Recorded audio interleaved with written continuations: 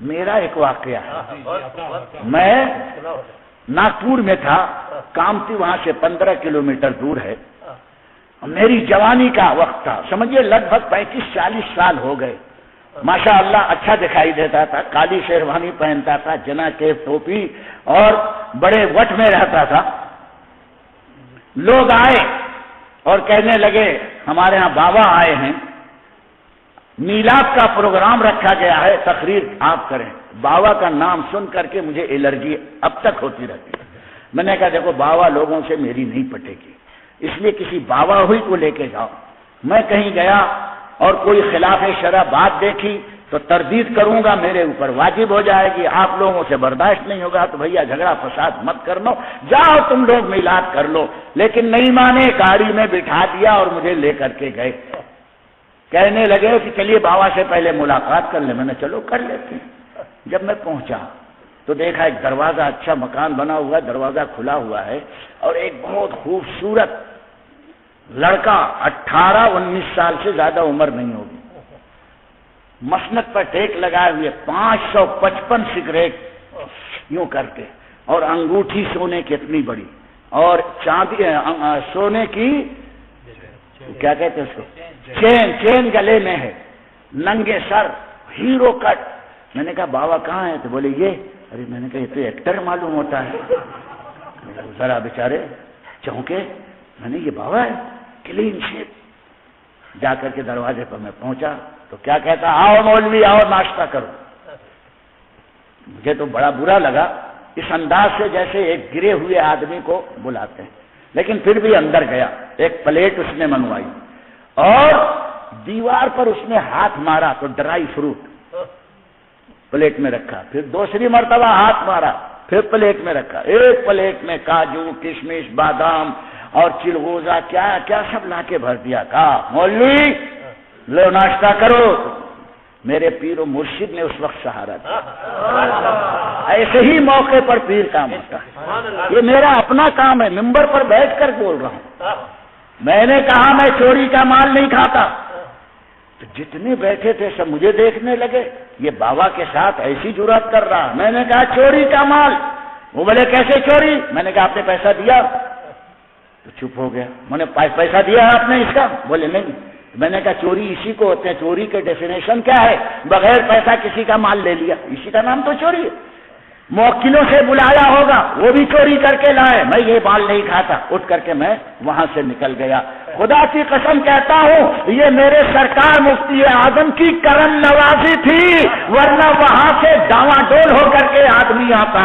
ارے دیوار میں سے کاجو کشمش نکال رہا، کیسے ہم بچ سکتے ہیں؟ لیکن نکل آیا میں، یہ سرکار کے سلسلے کی، غوث پاک کے سلسلے کی برکت تھی۔ ہم میں کچھ نہیں، لیکن میں کہتا ہوں ہم میں کچھ نہیں، لیکن میرے پیر میں بھی ہے، اور پیر کے پیر میں بھی ہے، اور پیر کے پیر میں بھی ہے، غوث پاک تک ہے، کیوں نہیں ہم کو بچائیں گے؟ غوث اعظم فرماتے ہیں میرا مرید اگر مشرق میں ہو اور میں مغرب میں ہوں، اگر گر جائے اس کا سطر کھل جائے تو میں ہاتھ بڑھا کر کے اس کے کھلے ہوئے سطر کو ڈھک سکتا ہوں۔ جب وہ سطر کو ڈھک سکتے ہیں تو ایمان کو کیوں نہیں بچا سکتے ہیں؟ یہ ہے پیران کرام کی محبت کا چراغ جو آدمی کے دل میں جلتا ہے۔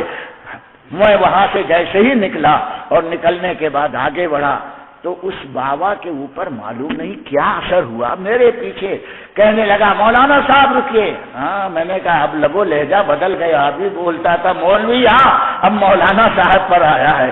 میرے پیچھے پیچھے آیا، کہنے لگا آپ ناراض مت ہو، ناراض مت ہو۔ میں تو اس کو جواب بھی نہیں دیا۔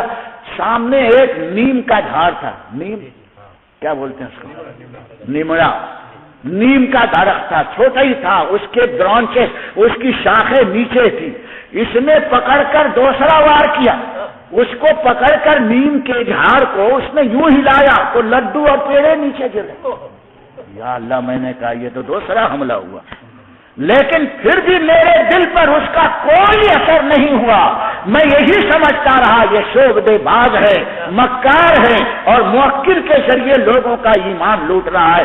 میں نے کہا اے لوگوں دیکھو، میں یہاں رک نہیں سکتا، گاڑی میں بٹھایا، میں اپنے مکان پر آ گیا۔ اور جب وہ مجھے چھوڑ کر جانے لگے میں نے کہا سن لو یہ ڈاکو ہے، چور ہے، فراڈی ہے. وہ کچھ بولے نہیں، جلے بھونے تو تھے. تیسرے دن آئے، کہنے لگے مولانا صاحب جو آپ نے پیشن گوئی کی تھی وہ صحیح کی تھی. میں نے کیا ہوا؟ بولے 3 kg سونا لے کے بھاگا. میں نے کہا کیسے 3 kg؟